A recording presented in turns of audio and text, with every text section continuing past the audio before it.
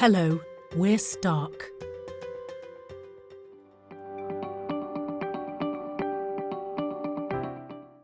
MHHS stands for Market-Wide Half-Hourly Settlement. It's basically the latest plan from Ofgem in a sort of regulatory trend that's been going on since, I guess, 2015.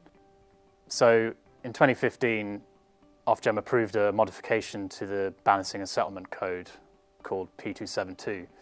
And that was looking to move the largest consuming NHH, so non-half-hourly sites, to half-hourly settlement over a period of 18 months. And that was about 150,000 sites.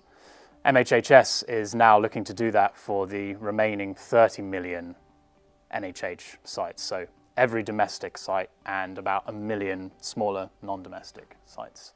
Electricity settlement determines whether a supplier has purchased too much or too little electricity from a generator, and then calculates payments between them accordingly.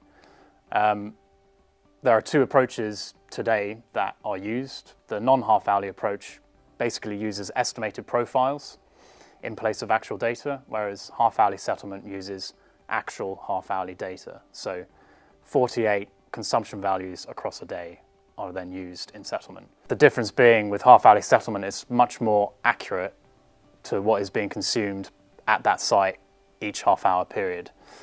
The issues with non-half-hourly settlement are that they don't really reflect what's actually happening at a site. So the profile says that it's consuming here within a half-hour period, but actually the site was doing this.